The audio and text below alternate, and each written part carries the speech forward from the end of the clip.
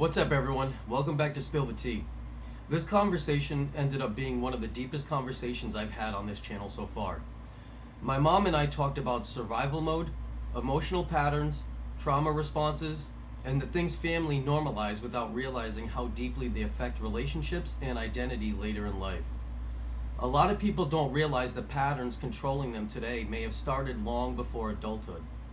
And honestly, some of these realizations changed how I see my own life. So let's get into it. I'm not here to point fingers or blame anyone or anything. I'm just here to understand how different environments help shape people differently. For me, I was able to have two different worlds. Obviously, in my younger, childhood, I grew up in a very chaotic atmosphere.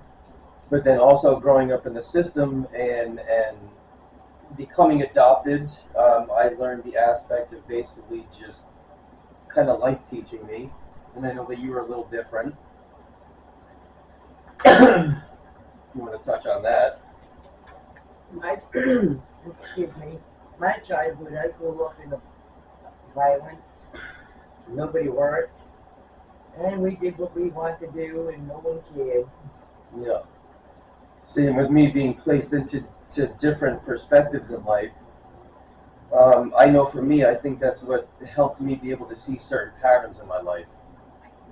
Instead of just living inside that general routine that, your mom and your dad raised you in. I didn't have a dad. My mom and dad was separated. He lived in Pennsylvania, and we lived in Rhode Island. Okay, so it was just grandma. Yeah. Okay, all right.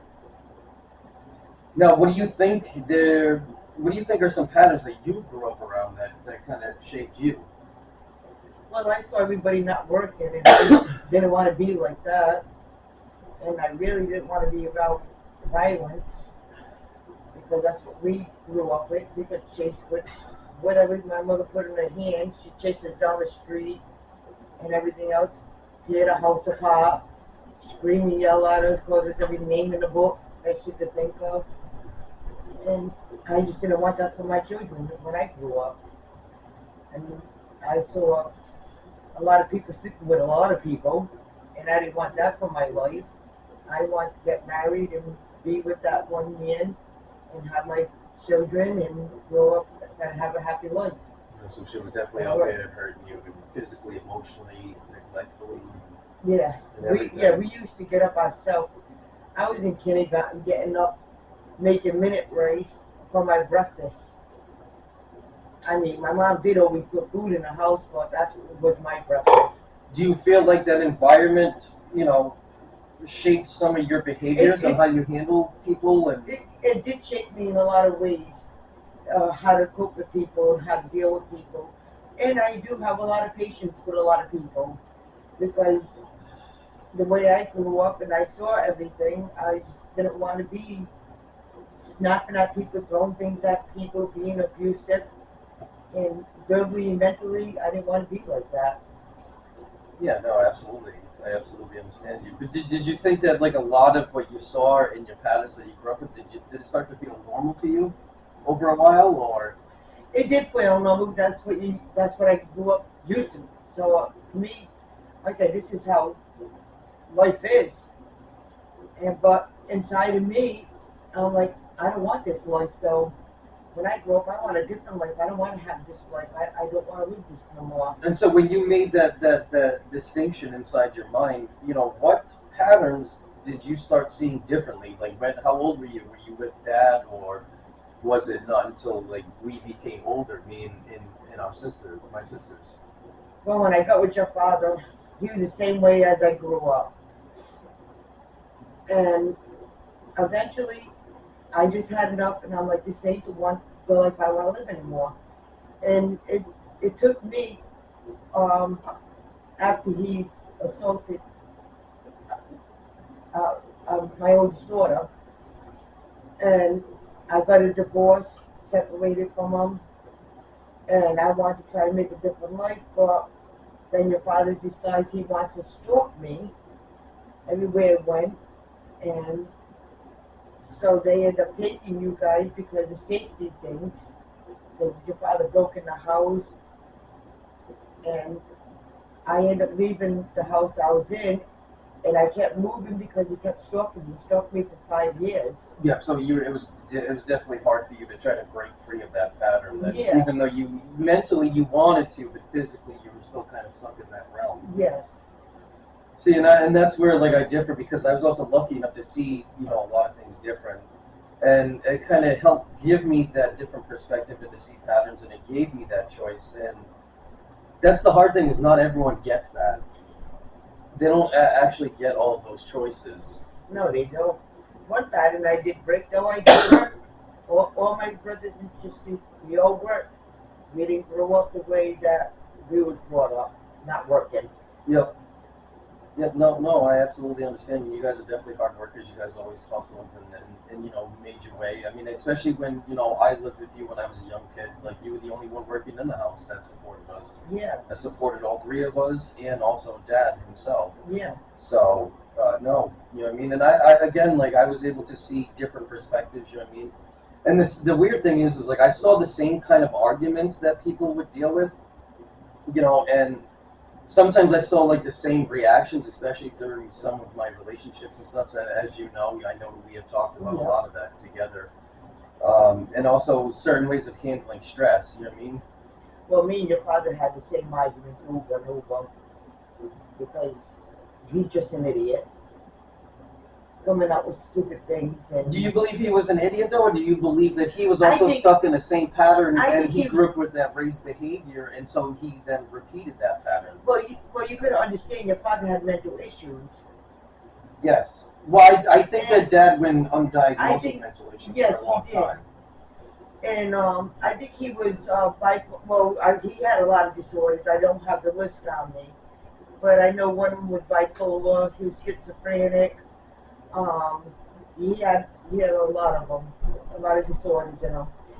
And as much as I try to help him and get him to come around and try to get into a normal life, Yep.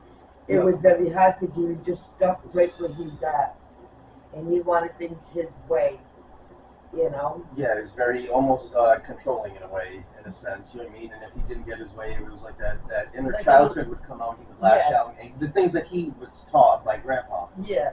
So. I mean, I didn't even take him food shopping with me because I was taking a kid with me to the supermarket. Yep. Pick a fight because no, we're not getting that today. But see, this is what these conversations are about: is bringing that level of awareness to the forefront of everyone's lives. Is just because you were raised around certain things, or even if you weren't raised around certain things, does not mean that those patterns or those things that you were taught as a kid, you don't have to become it. That's it. You could change it. You know what I mean? And this is why I love being me, where I always say that I'm very blessed and grateful that God gave me that opportunity. Not that I ever wanted to leave your side. You know what I mean? No, I know. Trust me, I didn't want to lose you guys either, but I couldn't keep you safe because I kept moving around myself to keep my own self safe. Yeah. So I had to try to keep you guys safe, and I know one place that he won't go, and because your father won't fight men. You know what I'm saying? Okay, so he gets scared when there's another masculine man that's around that asserts his dominance, that kind of restores that level of order to be like, hey, dude, you can't be fucking doing that. Yes. And so I knew you guys would be safe right where you were. And I just had to work on trying to keep me safe from him. But now also, since we're going to dive into that topic, do you think that the same pattern that you saw your mom with, and also the same pattern that you got with Dad with, do you think that is why you continued repeating that pattern, unaware or subconsciously unaware, that you kept attracting those same kind of level of men? Because I know when you got with Larry and everything, which I know it's mentioned in the book as well too, he was basically the same, but he was just younger age. Yeah. I think it was because you are correct. I think because I was brought up that way. And after being with your father for 15 years and still doing the same old thing, I just thought it was, okay, this is life.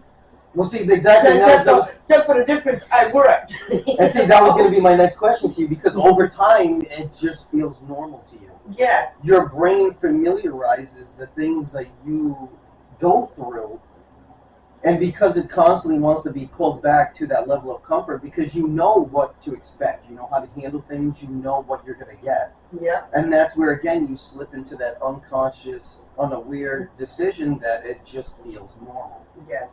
You know, instead of recognizing that pattern and everything. Because in those moments... Well, I recognized it after I was with your father. Your father didn't really start acting up after I had you not in the 90s. Okay, so, like, I mean, I was born in 89, so Yeah. you're talking, like, again, when I was, what, 3, 4? Yeah, I think it was because the pressure of kids. I really The don't pressure think, of kids in life and being a provider and being a man. Yeah. And also, I don't... And that's putting pressure on him because he can't do any of that. You know, he can't take the responsibility as an adult and have the like work, support a family. Hey, we have kids. We got to think of the kids. You know. And this again, I'm going to fall into the psychological realm of, you know, that whole hype around generational curses now.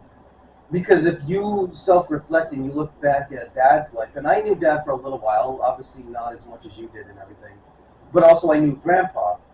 So if you can reflect back on Dad's life, and he didn't know how to step up to be a man and whatever, you know, have to trace that lineage back to Grandpa. And I'm not saying Grandpa didn't know how to be a man, but the way that Grandpa showed up as a man. Well, Grandpa was hardly ever home because Grandpa was in the military too. Yes. He did, you know, many years in the military, but Yes. also, like, now you self-reflect on the stories that Dad told you about what Grandpa used to do. Well, okay. Well, the thing in your father's life, your grandfather was never home because he was always working. So he never grew up with a male role model, so he never knew how to become a man. His mom, your grandmother went dead.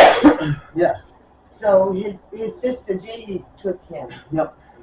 And when J.D. took him, your father just got spoiled. So, okay, so then, yeah, that now creates its own pattern in itself. Yes. Where he doesn't get his way, he lashes out the only way he was ever taught. That's it. And when Grandpa came home, that's when your father can go home. Because Grandpa can carry him. Yeah. And Grandpa does not take any crap. You be bad, you act up, yes, he will spank you. Except for one time when your father told me that your grandfather threw him through the window. Yes. No, that was Leroy. Oh, okay, my uncle. Your Uncle Leroy, he threw an axe at your father's head. Oh, okay. Well, see, now you're going to start to resort to that level of violence when that's what you're taught. And that's what I mean, it becomes a habitual pattern. Yes. And you normalize these things. And so my question to you is, reflecting on your own life, and also since we dived into the realm of my father's life for a little while, do you think that it's harder for people to break certain patterns when they never leave that environment they learned them from? If they haven't learned how to leave it, they won't stay right in the same environment. So you don't believe that it may be possible for them to break the pattern? It is possible, but it's up to that person. Everybody's different. Some people say, well, this is how it is, I'm just going to stay put. Yeah. Some people say, no, I don't want this, I want to change, I want a different environment. Absolutely, yeah. But it really all depends on the person itself. Everybody's different. On how mentally tough they can be. How resilient and how strong they want to be. And emotionally intelligent they can be and become and everything like that. No, I absolutely understand. Yeah. And so, you know, that these are the kind of the hard things that a lot of people don't talk about, you know what I mean? And also because of, like, that level of awareness isn't brought up around them. So when you start to mention these conversations to them, they feel like it's an attack because to them, again, it feels normal. And again, if it feels normal, they're not ready to break that level of... There's someone I know. Yeah. And you don't have to mention names. Nope, I'm not mentioning no names. Someone I know grew up in the same environment as me. But she's not strong. she ended up getting with an older man, and I do mean a father figure man. Okay. And he's very controlling, and he was abusive. But he cut down the abusive because, you know, he's in his 80s now. And Yeah, obviously you can't do that anymore. yeah, so now she's stuck into that pattern of still doing everything he says. If he says, no, we're not doing this, that's how it stays. And if they're having a middle of a conversation about politics, whatever, and if she has a different opinion than him, no, he'll tell her, no, that's not how you think this way. You got to stay with me. And then she changes her own opinion. She don't make her own choices, her own opinion on anything. All right, so and I'm glad that you kind of brought this up because now we're going to kind of dive off a lot of the bullet points that we had set up. And now we're going to open Pandora's box into a new conversation. Okay? And so in today's day and age, obviously you see major influencers all over the internet. You know, you have Andrew Tate, you have all these other, dominant male figures that love that level of authority, that level of dominance, and they look for submissive women. And I'm not saying, Andrew Tate is that guy. I'm just saying there are similarities. Yeah. What is your own perspective and own choice and your own opinion on that matter? Because some women, and I'm not saying that your friend or the person that you know and that gentleman that she's with, I'm not saying that they're in a toxic environment, because again, I don't know them. You know what I mean? But what if that is a woman that wants to be a submissive woman, that wants to have a man like that lead, even though half of society may look at it as a toxic trait? Well, to me, it is a toxic trait. But again, she just got used to having that. So you believe that there was a level of conformity towards him? Yes. And I think she only went with him. He's older, a father figure, someone that has authorities, and someone that she will just follow and do what he says. But again, in a society aspect, some men and women want that, some men and women don't want that. So obviously it's all individualized. Apparently she wants it because she's been in it for a very long time. And I don't know if that's what she wants, or is it she just got used to it and just staying. That it became normal to her, and now she's basically just going through the motions of life. Yeah. Do I think she's happy? No. You can see she's not happy. Well, so then at that point in time, you don't have to think about it because you just answered your own question. You can see it in real time. You can see it by her facial structures, by, how she's not basically enjoying life at all.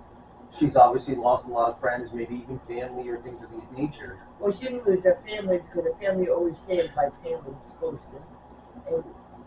But she don't have no friends. And I love that last sentence you put in there, is family stands by family. And this is why I love myself, because I've heard this message a million times, especially through a lot of my previous relationships. And partially I do agree, like obviously you want to stay with family.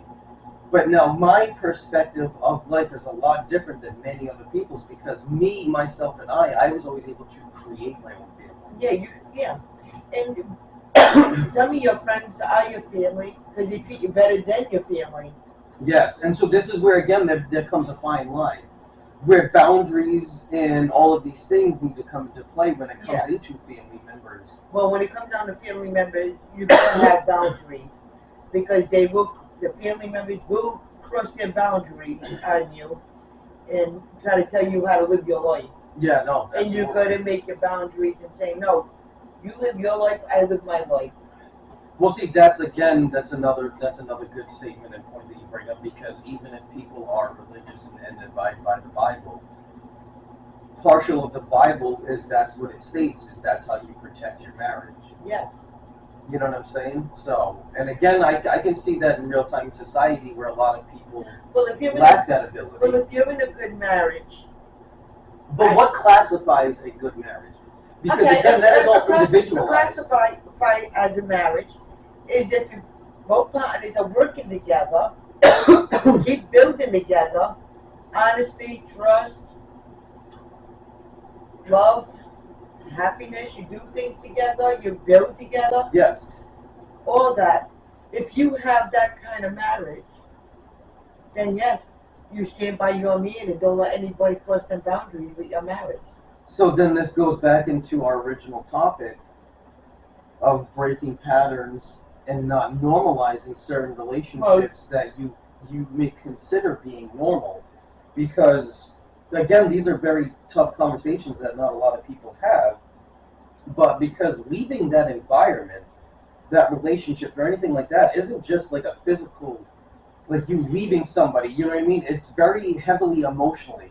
It's very mentally driven, especially in your case, because you have spent 15 years with an individual. Yes. Now you have to go and live your life and not picture your life with that person you've been with for 15 years. And also that level of familiarity, I can't even say it. But being able to come home, knowing what to expect, knowing when you guys are going to bed, the routines and everything. Yeah, well, you do miss that, but you know something? You find yourself. You really find yourself knowing what you won't put up with no more and what you won't deal with. Yes. And you have your peace of quiet, and you can have your own mind space. And you grow, you can grow by yourself. You don't need somebody to be there to grow with. But emotionally, it would be nice if someone was there. That's on the same level as you. But if they're not, you have to let them go. Don't let anybody, like me, I'm not letting anybody take my mental state, yes. state from me again. In other words, I'm not going to stay in another relationship that's going to take me down. The reason I stayed with your father, I've been with your father since when I was 15 years old. Your father taught me a lot of things. So there was beneficial. There was a lot of beneficial attributes towards that relationship. Yes. What I would like to ask you is this, because this is where I kind of see multiple perspectives. But you had touched on one sentence when you said that if somebody cannot meet you on that emotional level or anything like that, right? Yep. That you leave. I will have to leave them. Okay, which is perfectly fine, because again, that is your own opinion, that is your lifestyle. I'm trying to grow and go and stay on a not straight road now, and not go off and deal with other people's mental unstableness. If they're not mature enough and they want to still do what they're doing, I'd like to stay on a emotional step. I can't even talk today. That's okay. That's okay. I mean, because now you're kind of changing the answer just a little bit. And so I want to touch back on the first answer that you gave. And because my perspective is obviously you want people that are on the same level of you, but that now entices a unspoken expectation. And where I differ from a lot of people is because I can see where it takes to get to those levels. Okay, and this is where certain times, and I absolutely agree with you, because when you say that they're not willing to be consistent and just leave. That's it. Hold on 1 second. You talk to them first. Yes, yeah, exactly. This is what I was going to say. But you first need to establish a baseline. You need to establish those unspoken expectations, and you need to be able to see those people for where they're at. Because again, I'm a carpenter by trade. You can't just start a house and have the foundation be completed in a day. No. Everything to build it takes some time. Yes. So now my question to you is, in today's day and age, especially with your mentality, like you just answered that question, where I need to leave, do you think that that's more common nowadays, where people, basically, to me, what that tells me is you instantly put up a block wall, a brick wall. Because now I have to come in, basically, everything needs to be handled and I need to be perfect. But unfortunately, where people don't live in reality, exactly, people can admit that nobody's perfect. Yeah. But again, that unspoken expectation makes you assume that you have to be. No. When you first meet somebody, and when people meet somebody and they find them attractive, they want to sit down, go out to dinner, and have a conversation. You talk, and you can find out where they're at. Yes. And then you could say, well, I'm here, and you could tell them about you. And then, hey, let's see how this works out. Let's see if we can work together. And that's called humility, where you give people that leverage, that chance. Yes. But what I'm saying is, don't take years from your life. No. I'm waiting on keep trying to build with No, one I person. absolutely agree with you. I mean, you should That's what I be able mean to by see that. the red flag. You Yeah. should be able to see everything within the first And if you month. start, if you start seeing the red flags, that's time for you to go. You can start seeing the level of consistency and everything like that very, very quickly, because people cannot uphold that mask that they put on themselves to show up to that. And that's why, like, when I go on dates, I can't stand the question, what do you look for? Well, you got to keep looking for the mask, because the mask, I don't need to look for. Because sometimes I don't either, because I can read you real quick. But some people, they keep that mask on for a year, and then eventually little slips and trades comes out. But again, that's what I was going to bring, a level of awareness, is that mask can't stay on forever. So yeah, there may be times where you fall victim to that mask, and eventually it'll fall off. But also, you can figure it out within the first couple of seconds. When you sit down with a person, and then you're talking to them, and you talk to them. For one, you can watch and observe them, which is something I've always done since I was a child. But secondly, you can figure that out in like 3 seconds. When they first sit down and they say, "What are you looking for in a relationship?" That question alone already tells me that you are going to try to live up to what I am looking for. Yeah. Which is why I simply refuse. Why you reverse it and say, "No, no, I don't reverse it at all. I simply refuse to answer that question because I am not looking for anything. No, well, that's me. And neither should you be. How perfect, and this is my interpretation. I know I shouldn't have said that in the beginning, because you know something, when someone always says, "Oh, what are you looking for in a relationship?" I ain't looking for no relationship. I ain't looking for nothing. And the simple fact is because I want you to show me what you are. Yes, you can be blunt like that. Yes, absolutely. I'm always blunt. Which is perfectly fine. I will never dismiss that. You know what I mean? But because you give them one little clue of what in your own version, what you are looking for. Well, because when you become that person that you are the one, that mystical thing that everyone looks for, when you become that person, you're not looking for anything at all. No. Because you can give yourself everything that you need. You can give yourself this love, this compassion, this integrity, this everything. Yeah, it doesn't you can give yourself it. So it's like, what are you going to bring to the table that I am going to value at that point in time? Yep. The only thing I'm going to truly value in that time frame is, for one, your consistency, your presence, loyalty, honesty, and maybe this is just my own opinion. Loyalty goes out the fucking window, because I'm not looking for your loyalty. If you can't be loyal to yourself, you will never be loyal to me. So that's what I mean by I'm looking to see who you are. Are you loyal to yourself? Are you going to keep your own word? That is you being loyal to yourself.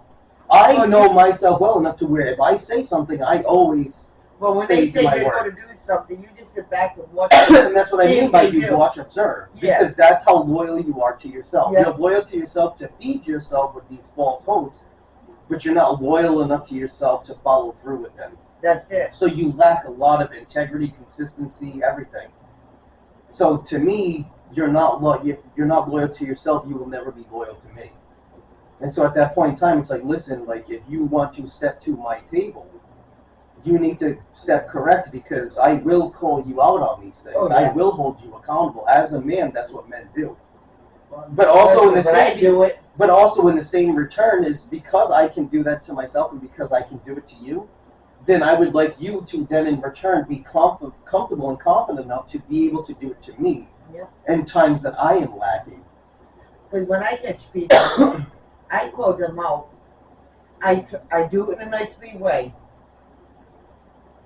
But then if they're not catching on this, being airheads. For lack of better terms, yes. Yep. Yes. Which I love that you're trying to keep this PG for video. And then I'll have to be direct and be more stern with you. Yep. You know what I'm saying? And I don't like being that way. I like to, well, you said this. What do you mean by that when you said this? Can you explain that? Can you clarify that for me? Yeah. Like, what do you mean? Yes. Because you want clarity. Women always want clarity, and men need to be able to move with clarity.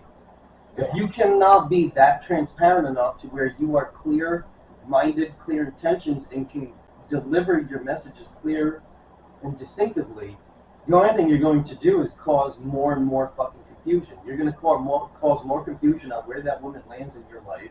Yep. So now that woman does not know how to show up. Now you're going to even be unintentionally less confident in your own abilities of what you can and cannot do as a man and how you can show up in life. Well, it shouldn't be just the man either. The woman needs to do the same thing. But at the same time, let's all just live in reality for 1 minute. And I'm not saying women, yes, you are correct. Women should be able to do the same thing, but who sets the tone in the relationship? Because a woman ultimately... Well, you got some women that are, how can I say this? What they call men? If you have to swear, you can swear. No. Not a swear word. They say the men are the, what is it? Can't think of the word. Well, the feminine? No, not feminine. The boss. The one that, The men are like the leaders or the what? Can't think of the word. But in other words, there are women that are almost like men. They want the same thing, but there's some women that ain't.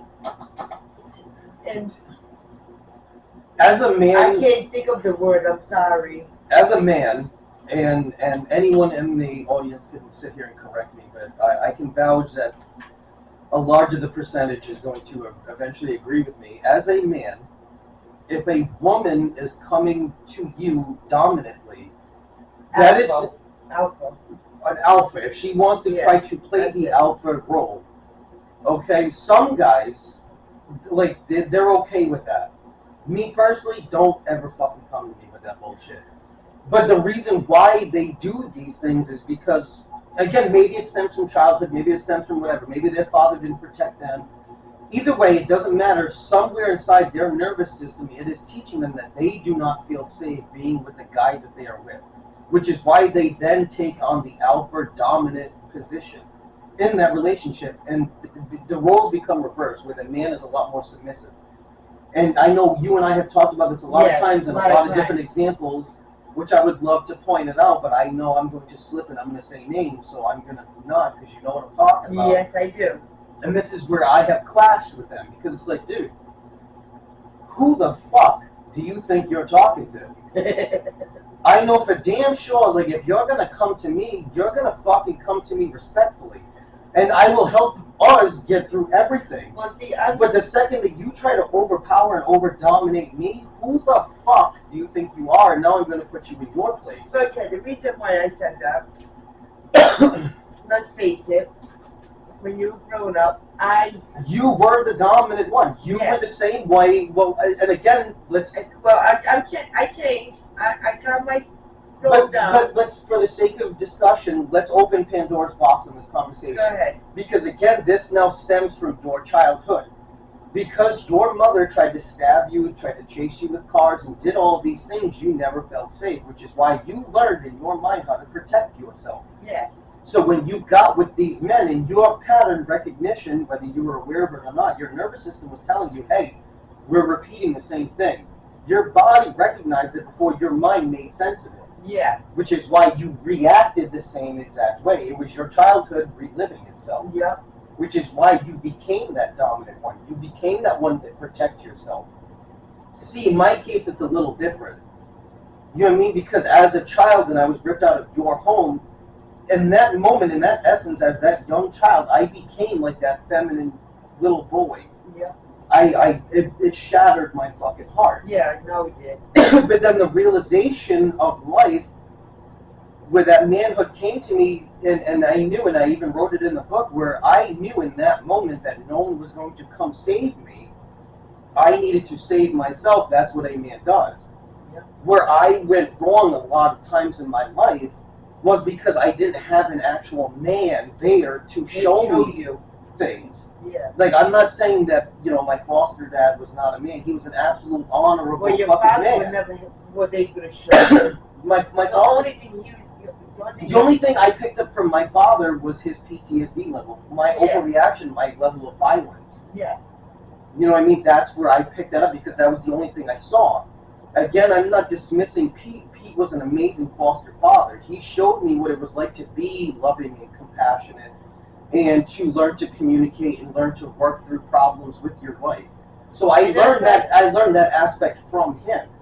And that's why with the courts, that's why I said, no, let them stay where they are, because I knew he was a man. If he could do things with you that I can't do. Yes. But this is why I also say that I was granted this a massive opportunity and ability to learn from everyone in my life. Like I've learned from Kevin, which he's in the second book, and I've learned from a lot of other male figures that I've surrounded myself with on how to become that regulated masculine fucking man, where I know when to lead with tenacity, but at the same time, it's like a light switch, I can turn it off. Yeah. I don't always need to be tenacious. I don't need to be. Because by always being that level of tenacity, the only thing you're going to do is cause more rift and more tension inside your own relationship. Yeah. And this is why I personally look for a partner who is 100% reciprocal like I can be, instead of like your friend or other people that are on social media where they want to be that dominant male, Yeah. and then now you need a submissive wife. But I'm also not on that other spectrum where you have these submissive males and they have the dominant females. I am both. I am a fucking 100% reciprocal in 100% of all ways, and I want that same level back. But at the same time, the only time I want my woman to ever be tenacious is if it comes down to her family or her friends trying to affect our relationship. Because they are that close to you, Yeah. it is not my realm to fucking destroy their lives because they mean something to you. Yeah. And by you meaning something to me, I try to treat you with that same level of respect, care, and integrity and everything, to where I want to be able to handle that situation. Well, if it's the woman's family that's coming in between a relationship, I think it is the woman's job to put them in their place. Some people will agree, some people may not agree, but some people are so fucking unaware because, again, they go back to that normalized pattern where family, you always protect family. You always go back to family, where I now then come into your life and I try to teach you, hey, sometimes blood is not thicker than water. Because I will fucking move mountains I have moved mountains for people. But no, And that was also my downfall. when it comes to a relationship, and if you have it, again, when it comes down to relationship, I think it's the man to put his family in their place when they're. I put you in your place. I put my sisters in their place, even when it came to my first wife. Well, that's a different story. It doesn't matter. I still fucking You did. protect. I You protected did. the integrity of my relationship over everyone else Yes, you above did. all. Yes, you did. And it's the woman's job to protect. To do the same in To return, do the that same same. level of That's it. reciprocity. Yes, family is supposed to be the family, but when a family is interfering in your relationship, no, you gotta put them in their place and say, no, listen, I'm with him. You have to respect him or don't come around us.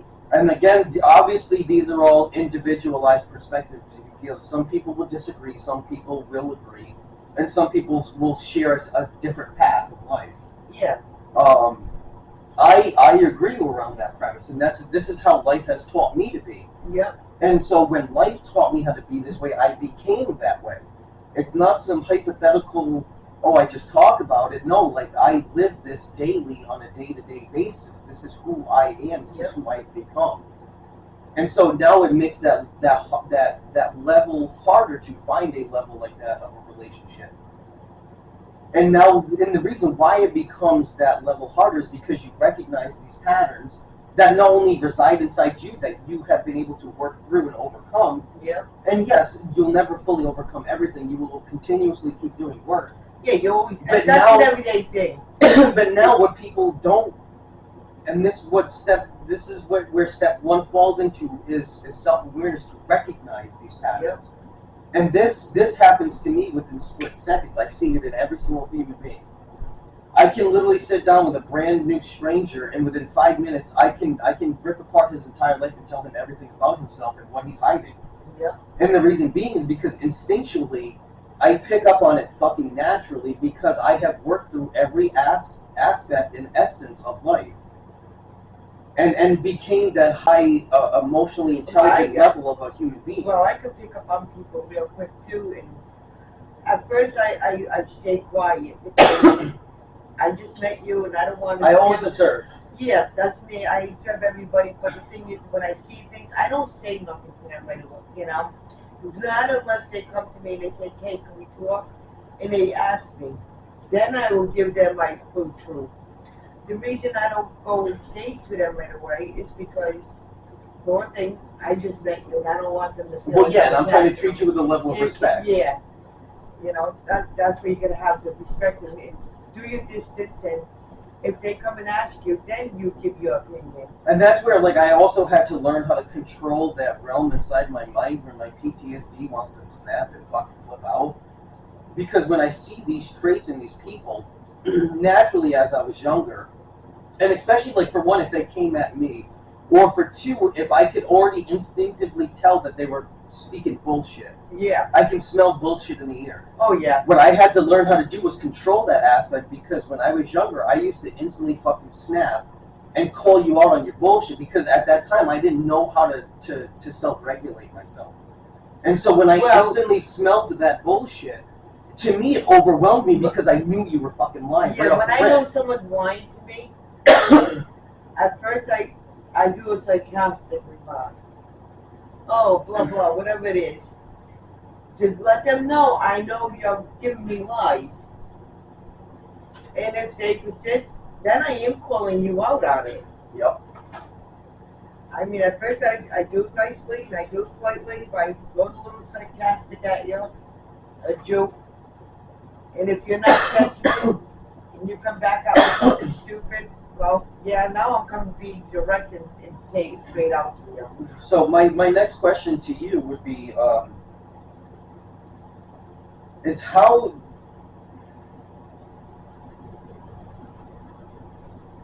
My question isn't just how do you break the pattern, it's how do you break something that you've never fully been able to see differently. In order to recognize these patterns in people and inside yourself, like... Well, for me, I had to sit back and look at everything and review everything that I did in my life. So, like, create space. Create my own Create space, your own so I space, can yeah. have my own mindset and think of everything I've been through, and then say, wow, you know something? I did this from my childhood, I went through that, and I went through that. So the same thing. And so that right there leads me to my next point on how to start learning how to break this pattern is, again, question that default. And what that means is what you just said is you asking that question, is this actually me? Yes. Did I really do all this? Did I really do all this? Or is this something like I just learned and picked up and like things of that nature? And that right there starts bringing level of awareness in real time. Because now you're taking that pause, creating that space, questioning actions, words, and whatever else. But now by doing so, it's bringing that level of awareness to you. And so obviously, like the next one, is you start to learn how to replace certain patterns. Instead of me reacting and screaming or yelling or causing a fight, like how you started to do, which I've noticed and I commend you for it, is you start replacing certain things. Yes. Because before you used to be incredibly harsh, where you would fucking just lash out at people. Yeah, put my finger right. And I also know that I picked up a part of that trait from you. And so again, that's where I learned that from. I just had to take my step back. You take a step back. You take that step back, and now you reassess the situation. Yep. And now you ask a question instead of reacting to something. Yes. You know what I mean? And that right there, that's now. But you got to catch yourself before you do that. Yeah. And that's what comes along with building that level of awareness by creating. When you feel it, when I could feel myself ready to, it boils up. Yep. And so before I lash, because I could feel myself boil up, I'll step back, take a deep breath, I'll turn away, take a little walk, come back, and then take it from there in a different approach. Absolutely. And obviously we've all started to establish that the environment itself matters. Yeah. If you need to remove yourself from that environment, whether it may be the uncomfortable decision of leaving a relationship or stepping out of, your comfort zone. Even your comfort zone, even for a couple of hours to get the heck away, to separate yourself from that environment. Yes. That now helps create that level of responsiveness instead of reactiveness. Yes.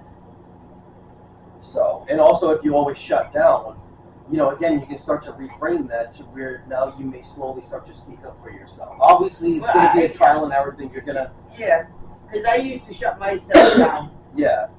And I really shut myself down on everything. And then one day I was just sitting there and I'm like, no, I'm tired of this. I'm tired of not saying what I feel. I'm tired of being quiet. And then when I started speaking up, some people don't like it. Some people say, hey, I'm proud of you. You finally spoke up. Yep. And stuck up for yourself. One thing before we start ending this whole thing is, for one, I honestly want to start paying a lot of respect for you.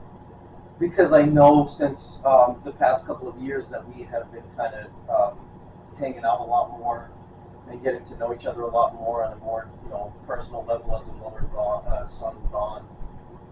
I know that, like, especially 2 years ago, I started pointing a lot of these patterns out to you because, again, I was tired of living through the same levels of patterns. And I have to thank you for that, because you know something? If you didn't come to me and try to bring this stuff up, I would not have been able to take my time and step myself back and see myself in that. Yes. I probably still would have been doing it. And that's why I wanted to give you a lot of respect, because I know for myself I've seen all these patterns my whole life, which is why I've never repeated the same mistakes twice ever in my entire life. But when I started to work with you and talk to you on a very deeper level, and we would sit down at night times and have tea and discuss these things, I'm very proud of you, because you have developed in such a short amount of time that high level of awareness to now where you start to self-reflect and you see a lot of these things inside yourself and how it has altered your life, and how now where you have rebuilt your life again. Yeah. Not that you had to, but you've done it in a healthier way. Yeah, that's what I was going to say. You know what I mean? Like, you've done it in a very intentional, very forward-driven, positive way. Yeah. And so that, I just wanted to say, like, honestly, like, I respect that, because I can see that level of growth inside of you, and I'm very proud of you. Thank you. Because for once in my life, and yeah, I'm going to make it about myself for one second. I'm very proud of you. But for once in my life, for being 36 years old, I finally in my lifetime don't feel like I'm alone in life. Because now I have, like, you and other people that I connect with that I actually can have these conversations with and not feel like this lone soldier wandering the fucking world alone. Am I the only one feeling this way? You know what I mean? Because as a child, like, I never knew how to put words to these things, but these are things, like, I fucking picked up on and I didn't know how to describe it. And then obviously through repetition I've learned, but it's nice to be able to bring it back home to my real biological mother and be able to have these conversations. So I'm very proud of you. Thank you. For how far you have come. And I'm proud of you. You are a very smart man. Thank you. I do appreciate this. Yeah, very welcome. If you guys are watching this and you guys are starting to recognize patterns in your own life, for one, I just want you guys to understand this. That you guys are not stuck. You're just becoming a little bit more aware of what's going on in your life and inside your nervous system and inside your mind. You're becoming a lot more aware, and awareness is where that change truly starts. It may seem scary, it may seem lonely at first, but it's not. Once you start to overcome those battles and those upheavals, it's a very beautiful, fulfilling feeling. So, obviously here at Spill the Tea, this is where we have these real conversations. As you can tell, I even had it with my mother. And if you would like to go deeper into, this entire realm of where this all started and following the journey of everything, my book is obviously right there in front of you. And it starts to show you where these patterns inside myself developed in general. But if you're someone who's trying to take what you feel and actually turn it into something, I did also put together 2 separate guides. It's on Gumroad. That link is in the description as well. One is about turning emotional pressure into output, and the other is about understanding why certain things show up in your life when they do. So, honestly, thank you. And I do appreciate your time. You're welcome. Thank you for inviting me.